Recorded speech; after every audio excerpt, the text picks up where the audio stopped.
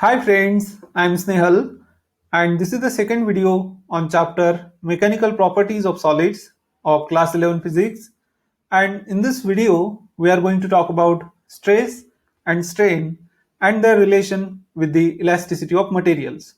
So let's begin. So let's suppose we have a metal rod and we stretch it. So we exert some force on both of its ends, the top end and the bottom end, and due to this force, suppose there is some extension in the rod. So let's suppose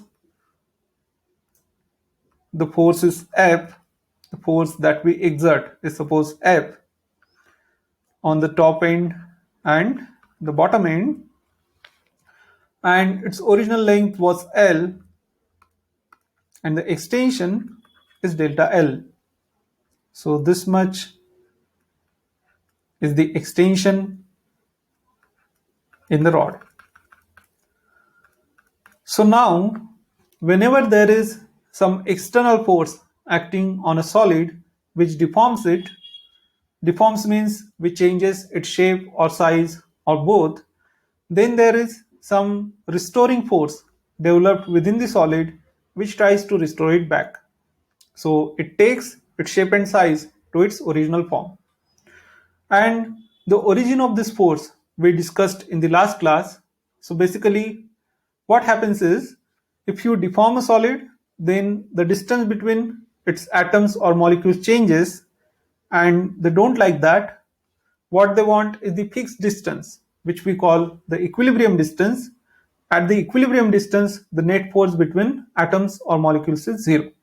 Okay, so atoms or molecules within the solid want to sit at such a distance where the net force is zero.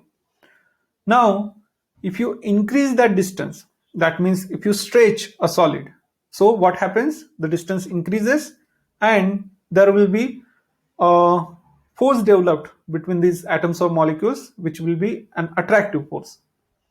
And if you now compress a solid, then the distance between these atoms or molecules decreases, and they don't like that too. So there will be a repulsive force. Okay, so this is the restoring force in a solid. So obviously the external force wants to deform the solid, restoring force wants to restore it, so the directions are going to be opposite to each other. Okay, so this is restoring force. Let's call it F suffix R, R for restoring.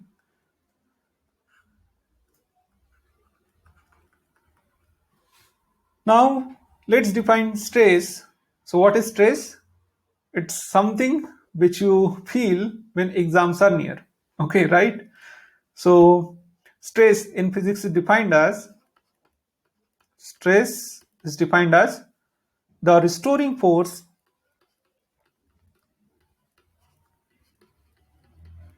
per unit area. And if solid is not stretched much, not deformed much, then we say that under some limit, the restoring force is just equal to the externally applied force. Okay, so stress is denoted by letter sigma, and it is equal to restoring force divided by area. Okay, so this area on which this force is acting, let's call it A. Okay, so restoring force divided by area, and if there is not much deformation, then we say that restoring force is just equal to the external force. So it is F divided by A. Okay, then next definition is strain. So what is strain? Strain is change in dimension per unit original dimension. This is general definition. Okay, so change in dimension of a material per unit original dimension. So if you see in this case, what is the dimension of this material that's changing? It is its length. So in this case, we'll say the strain we denote by letter epsilon. So it is change in length divided by the original length. Okay. So these are definitions of stress and strain. So now, based upon various effects of the external force on a solid, there are various definitions for stress and strain. Basically, there are three types of stresses and strains.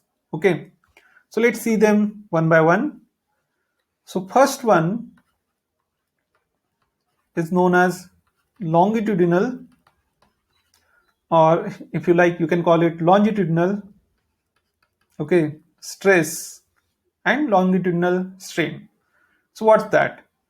So if external force results in changing length of the solid, then stress developed is known as the longitudinal stress.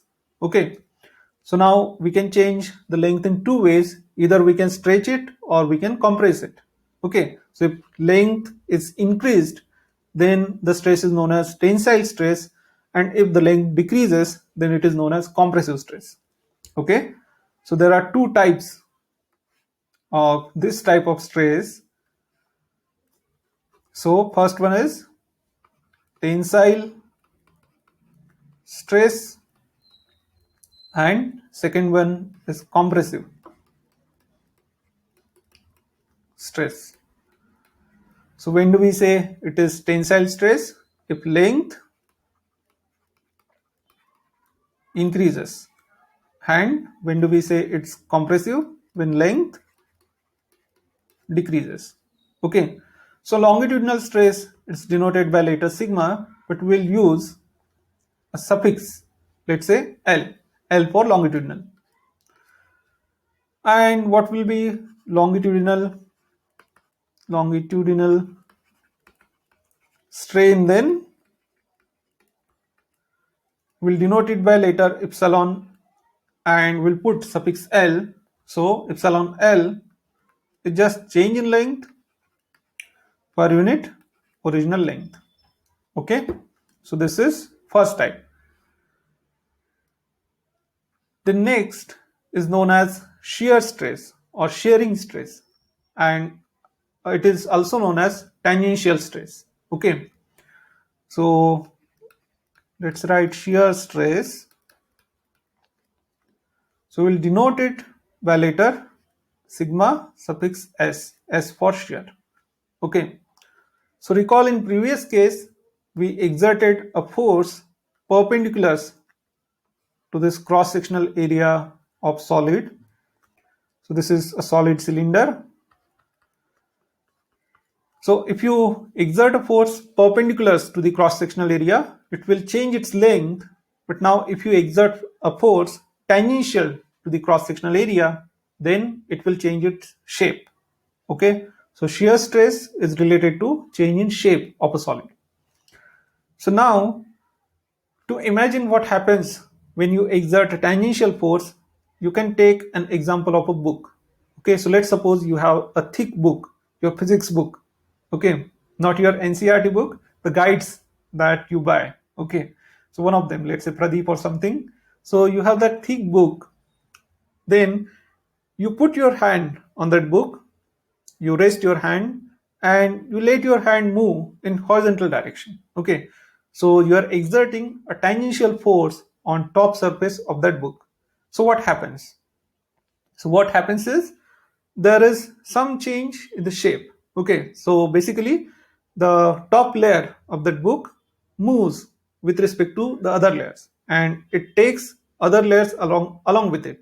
Okay, so the book shape will change like this. So there will be some lateral deformation. All right. So this is caused by a tangential, I'm sorry. So this is caused by a tangential force. Okay. So now what is shear stress? Shear stress, sigma s, is defined as tangential force per unit area.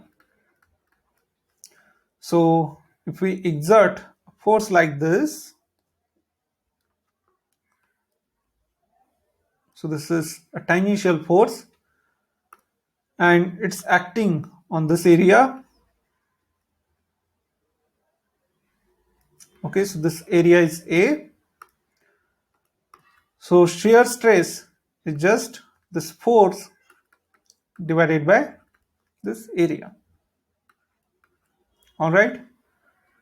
Then what is shear strain? So shear strain will denote by epsilon suffix s for shear. And what is strain, by the way? It is change in dimension per unit original dimension. So it is a fractional change in some dimension. Okay. And what dimension of this body is changing over here? So actually there is shift in a position of a layer with respect to, we can say, this fixed layer. So how much is that shift? So the shift is this much. Let's call it delta x. Okay. So how to relate the shift in a position to some quantity? Okay, it's shift in position.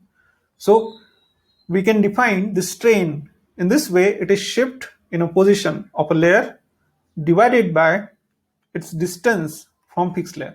Okay, so this will give us, in a way, a fractional change in the position of a layer.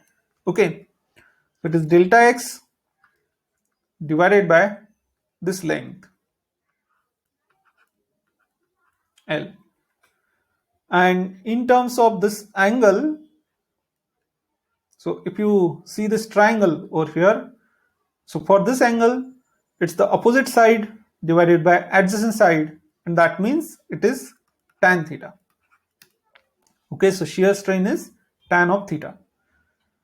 Now, only in a case when this angle happens to be very, very small, okay, this tan theta will be very near to the angle itself, theta. When we measure theta in what? Radians, not degrees. Okay, because in radians it is side divided by side. All right. So, or arc upon radius. So, if theta is small, then we can say tan theta is nearly equal to theta itself. So shear strain will be equal to theta. All right. So this is second type. So longitudinal stress changes length of the body. Shear stress changes its shape. And then there is third type, which we call the volume stress. Okay. So the meaning is clear from the name itself. What is volume stress?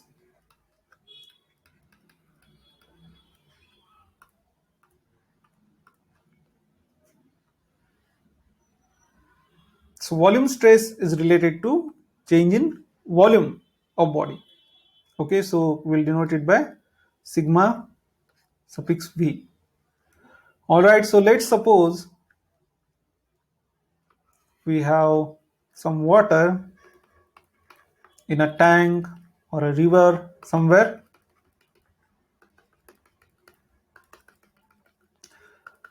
and we immerse a solid sphere, let's say a metal ball, in that water. Okay, so what will happen? So this metal ball will experience a force from all sides which will try to compress it. Okay, so it experiences an equal force perpendicular to its area. That force is due to this water, and it has equal magnitude. Okay, so it is uniform force acting all over the surface area of the sphere, and it acts perpendicular to this surface area. So what will this force do? It will change its volume. Okay, so its volume will shrink. So now let's suppose the volume of the sphere, I'm sorry, so volume of the sphere becomes something like this. This is an exaggeration. Actually, there will be very small change in volume. Okay, so change in volume is suppose delta V.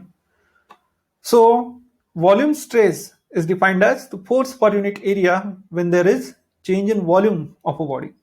Okay, so volume stress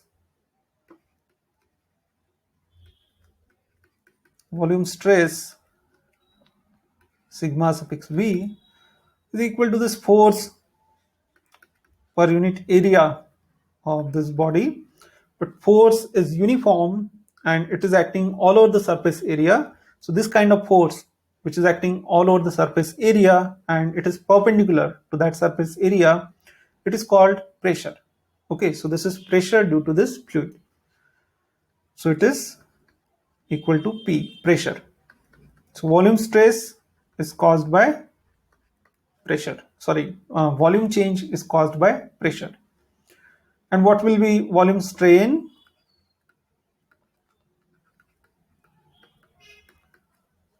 So volume strain will denote by epsilon suffix V, and it is just change in dimension per unit original dimension. So change in volume divided by original volume. But notice that when we increase the pressure, what will happen? The change in volume will be opposite to that. Opposite in the sense, when we increase the pressure, there will be decrement in the volume. Okay, and if you release the pressure, then the sphere will expand. Then in that case, there will be increment in the volume. So the pressure and change in volume, they have opposite signs. Okay, so that's why I will put a negative sign. If you increase the pressure, volume will decrease. If you decrease the pressure, if you release the pressure, then volume will increase. All right. So these are three kinds of stresses and three kinds of strains. All right. So now we will look at a law which relates stress and strain to the elasticity of materials. So let's see the Hooke's law. So Robert Hooke was British physicist and he did enormous experiments, lots of experiments on wires of different materials, and he was interested in finding out what happens to the strain when stress is changed. So if you keep on increasing stress on a wire, what will happen to change in length of wire? Okay, and what he found is known as the Hooke's law. So Hooke's law says under the elastic limit,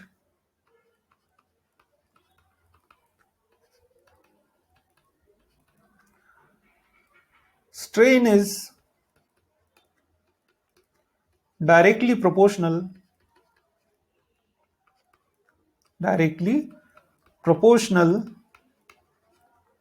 to stress. I will explain what elastic limit means. So let's suppose that you take a wire, you hang it to ceiling, and you take a pan. So you connect a pan over here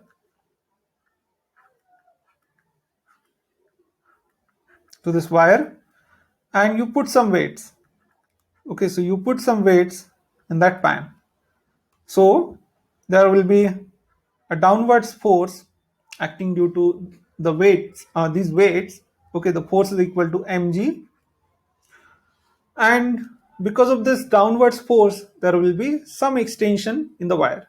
So you put the weight, you note down the extension, again you increase the weight, you note down the extension, so on and so forth. So if you keep on doing this, you can plot a graph between the force and extension, or you can say if you divide that force by cross-sectional area of the wire and that extension by the original length of wire, then you can plot the curve between the stress and strain. Okay, so the curve between stress and strain,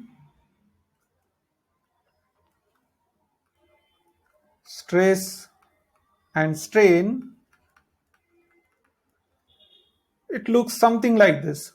So up to some limit, it's a straight line. That means it is directly proportional. The stress and strain, they are directly proportional. And after that, it will vary for different materials. It will be different curve, but it looks something like this. Okay. So we'll see this curve in detail in upcoming class, one of the upcoming classes. So basically, we are interested in this limit. So stress corresponding to this point up to which the strain is directly proportional to it, it is known as the elastic limit. Elastic limit.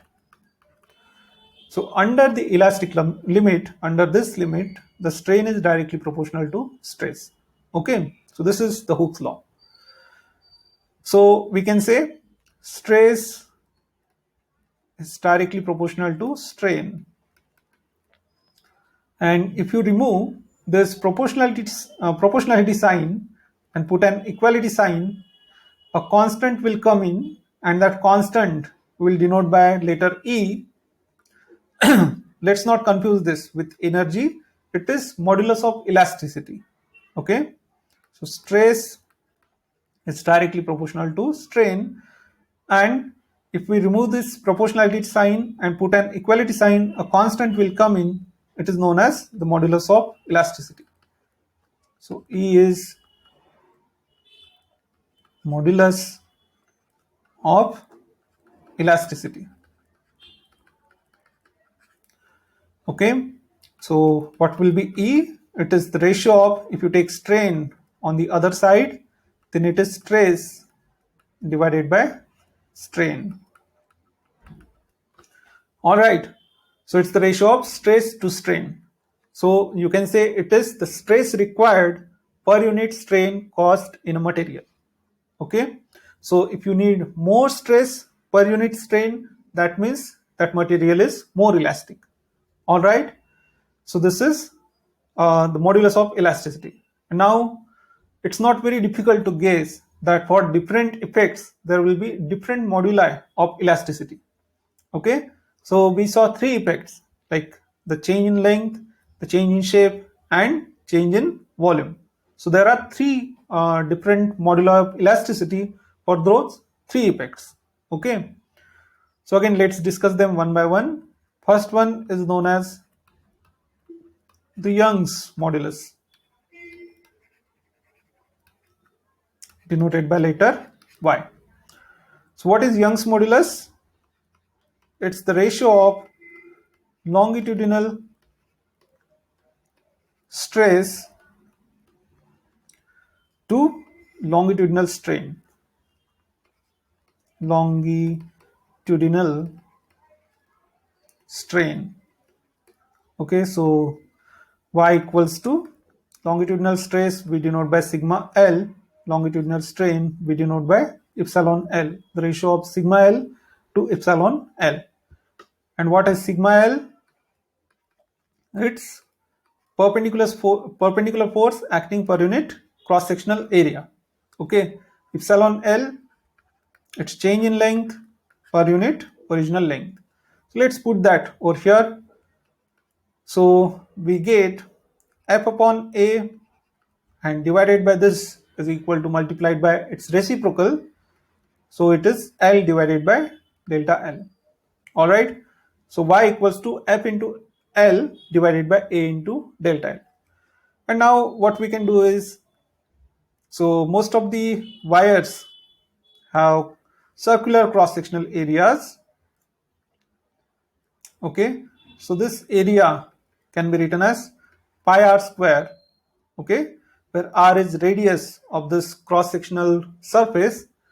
So we can put that over here and we get this formula for the wires whose cross-sectional area is circular. Okay, only for those wires.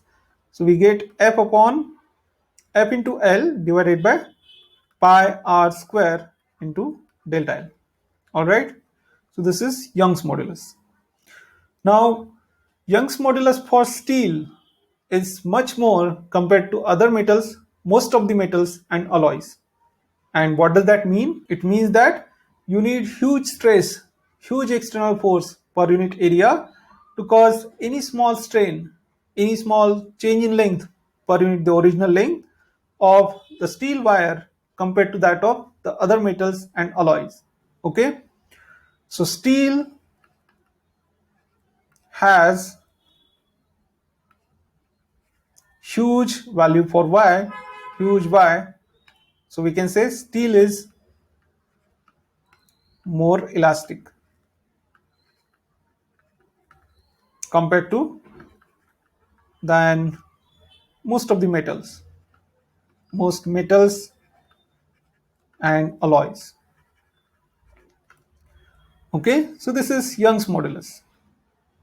Now next, let's look at the shear modulus.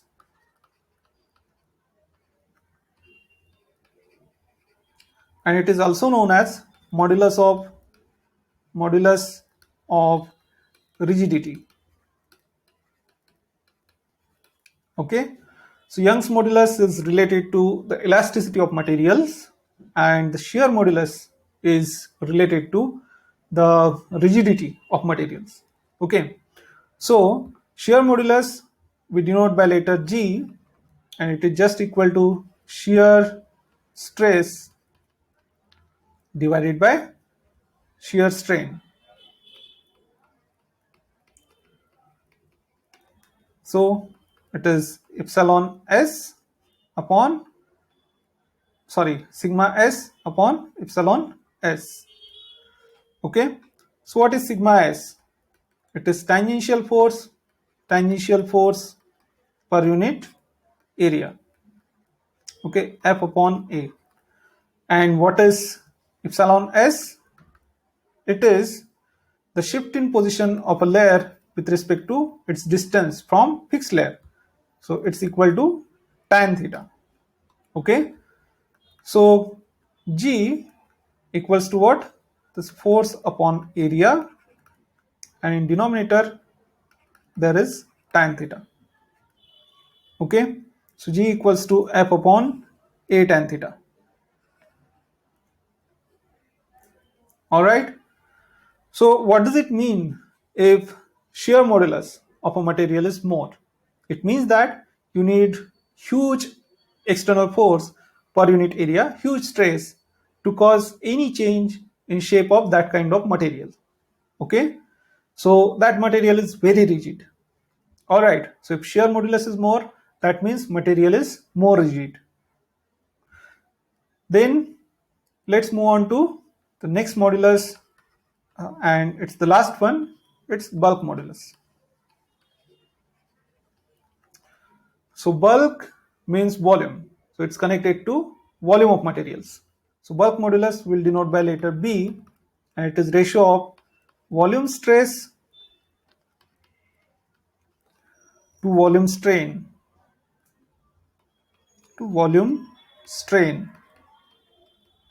Okay, so it is sigma V divided by epsilon V.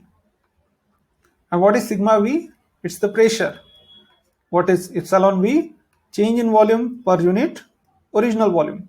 But if you increase the pressure, then volume will decrease. And if you decrease the pressure, if you release the pressure, then volume will increase. That means this delta V has negative sign. The sign of change in volume and pressure are opposite to each other. Okay. So now, what does it mean if you have huge value of bulk modulus? It means that it's difficult to compress such kind of a material. Okay, so you need huge external pressure to cause any small change in its volume. So bulk modulus gives us measure of compressibility of a material. Okay, and in fact compressibility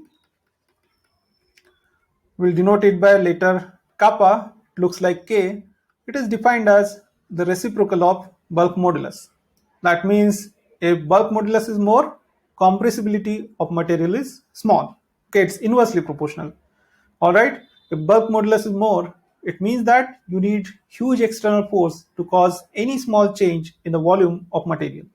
All right, so this is all I wanted to share in this class. See you in next class.